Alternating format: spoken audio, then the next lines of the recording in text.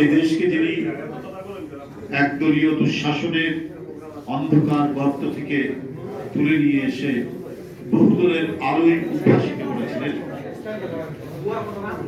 সেই মহান নেতার শাহাদাত বার্ষিকী উপলক্ষে বিএনপির পক্ষ থেকে যে কর্মসূচি, সেই কর্মসূচির প্রথম দিন আছে ছাত্র রাজনীতির নেতা আহ্বাব জীবন প্রবাসে থেকেও দলের দায়িত্ব পালন করছেন, নায়কের পর্যায়ে উন্নীত হন, সেটার বিচার বিশ্লেষণ দরকার যারা আমরা রাজনীতি করি। আর এই বিচার বিশ্লেষণ করার ক্ষেত্রে যে সমস্ত গুণী ব্যক্তি, বিশ্লেষক, বুদ্ধিজীবী, অধ্যাপক, একাডেমিশিয়ান কাজ করেছেন, আমরা সেখান থেকে আরো বেশি করে বুঝতে পারি, আরো বেশি করে জানতে পারি যে একজন মানুষ কিভাবে রাষ্ট্রনায়ক হন।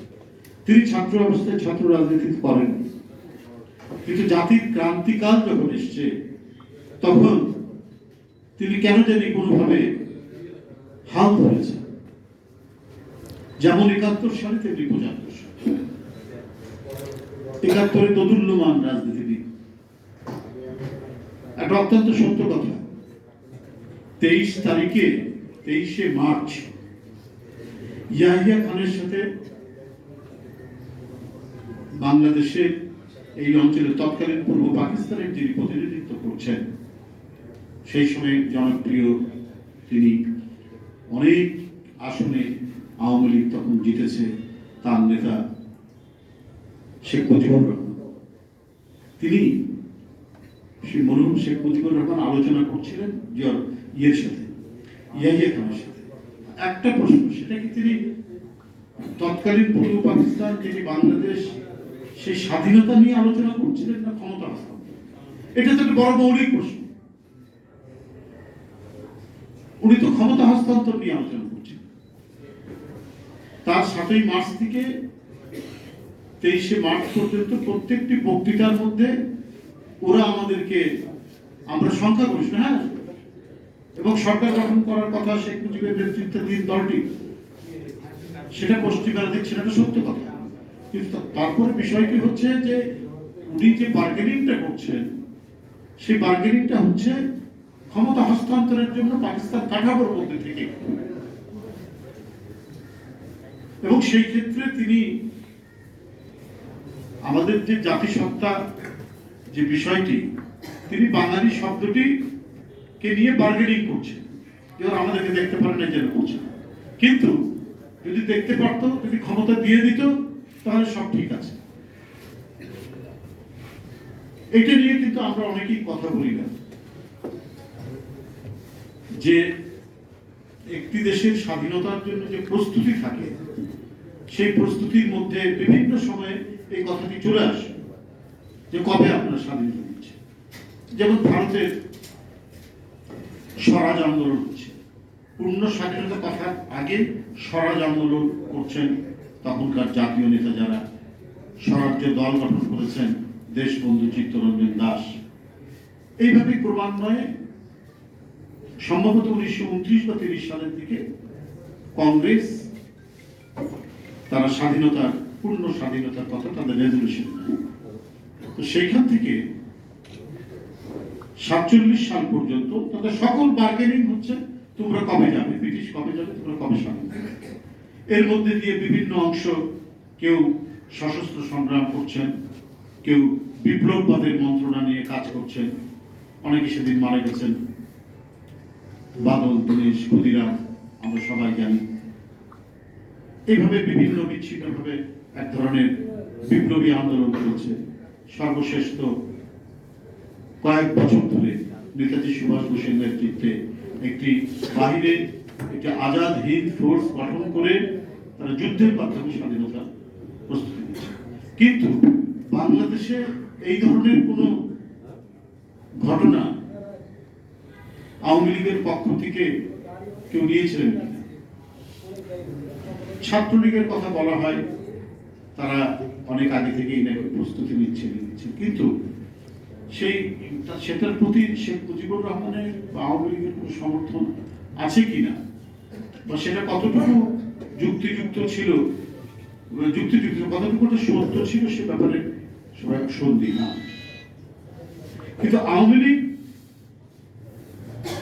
সমগ্র পাকিস্তান কাঠামোর মধ্যে তারা ক্ষমতা নিতে চেয়েছে এবং আইনত তারা পায় সেই সময়, কিন্তু সেখানে তারা সুস্পষ্টভাবে স্বাধীনতার জন্য কোন রেজলিউশন ৭১-এর আগে কোন মিটিং এর মধ্যে নিয়েছেন কিনা সেটা তো আমাদের কোনো জানা নাই, সেটা কোনো ইতিহাসবিদরা বলতে পারবে যে তাই হতো, তাহলে সেই অনুযায়ী তারা পদক্ষেপ নিতেন যে তোমরা আমাদের একটা চূড়ান্ত পর্যায়ে এসে তোমরা স্বাধীনতা দাও, স্বাধীনতা দাও।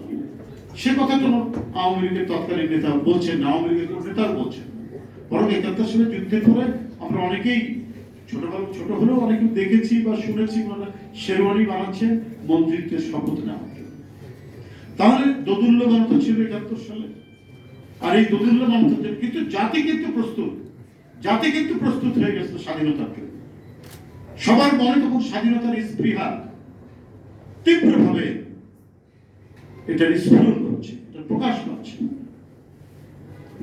নানা শ্রেণী পেশার মানুষ থেকে শুরু করে সমগ্র জনগণ স্বাধীনতার জন্য প্রস্তুত, কিন্তু সেই সময় নেতৃত্ব দানকারী দলটি দ্বিধান্বিতই না, বরং ক্ষমতা হস্তান্তরের কথা বলছে। স্বাধীনতার রেজুলেশন নেওয়া, স্বাধীনতার বার্গেনিং তো দেখছি না। বার্গেনিং হচ্ছে ক্ষমতা হস্তান্তর করা, আমরা বেশি সংখ্যায় জিতেছি, আমাদের ক্ষমতা দাও, আমরা পাকিস্তানের গভর্নমেন্ট ফর্ম করব। এই কথাটি তো বারবার তৎকালীন বাংলাদেশের যিনি নেতা মরহুম শেখ মুজিবুর রহমান, তিনি পশ্চিমাদের প্রতি সেই কথা বলছেন। কখনো বলেছেন ইয়াহিয়া খানের সাথে সফল আলোচনা হয়েছে, কখন বলছেন উনি কথা শুনছেন না, উনি কি ভুট্টোর কথা শুনছেন। তো কথাটা হচ্ছে যে পাকিস্তান কাঠামোর মধ্যে তারা থাকতে চাচ্ছেন, এটাই হলো মূল বিষয় ছিল। এই কারণে আজকে আপনারা দেখবেন যে যারা স্বাধীনতার জন্য প্রত্যক্ষ ভূমিকা রেখেছে, ওই দোদুল্যমান রাজনৈতিক পরিস্থিতিতে যখন কোনো জাতীয় নেতা কোনো দিক নির্দেশনা দিচ্ছে, তখন মেজর পরিচিত নন, আর্মির মধ্যে সেনাবাহিনীর মধ্যে পরিচিত, তিনি চট্টগ্রাম বেতার কেন্দ্র থেকে তিনি ডানে বামে না তাকিয়ে তিনি স্বাধীনতার ঘোষণা দিয়ে দিলেন। তো এইটা আওয়ামী লীগ সহ্য করতে পারে না, আওয়ামী লীগের নেতা নেত্রী সহ্য করতে পারে না। ঘটনা ঘটে গেছে, স্বাধীনতার ঘোষক জিয়াউর রহমান, জনগণ বিশ্বাস করে এটা, এবং যারা ইতিহাসবিদ, যারা মুক্তিযুদ্ধে প্রত্যক্ষ অংশগ্রহণকারী এবং এদের মধ্যে যারা যারা আওয়ামী লীগের ক্যাবিনেটে মন্ত্রিত্ব করেছেন, তারাও পর্যন্ত লিখেছেন যে আমরা সেদিন উদ্বুদ্ধ হয়েছে, স্বয়ং প্রধানমন্ত্রীর স্বামী সহ প্রত্যেকে স্বীকার করেছেন, কিন্তু শেখ হাসিনা যারা মানতে রাজি নন এবং তার অনুগামী যারা, তারাও এটা মানতে রাজি না, হলে শেখ হাসিনা মাইন্ড করবে। এই কারণে আপনারা দেখবেন দেশের সকল বিপর্যয়, লুণ্ঠন, প্রাকৃতিক বিপর্যয়, সবার মধ্যেও শুধু টার্গেট একটাই, যে জিয়া পরিবারের বিরুদ্ধে বিষোদ্গার, শুধু একটাই কারণে, কেন এই দায়িত্ব পালন করছে। আবার ৭৫ সালে একটা বিপন্ন রাজনৈতিক পরিস্থিতি, বাকশাল, নানা ঘটনার মধ্যে দিয়ে, দুর্বিষহ রক্ষী বাহিনীর অত্যাচার, নিপীড়ন, সবার মধ্যে দিয়ে যখন জনতা এবং সিপাহী যৌথ তাদের মিছিলের মধ্যে জিয়াউর রহমান পাদপ্রদীপের আলোয় উদ্ভাসিত হলেন তারেক রহমানের বিরুদ্ধে, খুবই বাজে কথায় বললেন।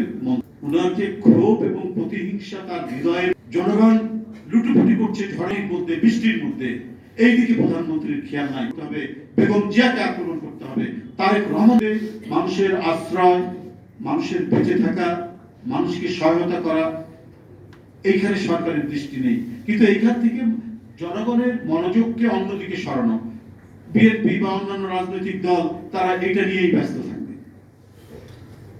এটা হচ্ছে প্রধান মূল উদ্দেশ্য। এই উদ্দেশ্যের কে নিয়েই তিনি এই সমস্ত কথা বলেন। বন্ধুরা, আপনারা জানেন যে কথাগুলি আমরা এতদিন ধরে বলেছি, প্রত্যেকটা কিন্তু নানাভাবে সেটাকে লুকাতে পারছে না, ঢাকতে পারছে না প্রধানমন্ত্রী, কোনো না কোনো ভাবে সেটা প্রস্ফুটিত হচ্ছে। এটা পৃথিবীর মানুষ, জনগণ হচ্ছে গণতন্ত্রের পক্ষে। সাবেক সেনাপ্রধান সাবেক পুলিশ প্রধান, এদের যে নানা কাহিনী, এদের কি প্রধানমন্ত্রী জানতেন না? প্রধানমন্ত্রী বা আওয়ামী সরকার তারা কি কেউ জানতেন কি জানে না? তিনি সরকার গোয়েন্দা বাহিনী একেবারে প্রধানমন্ত্রীর কবজা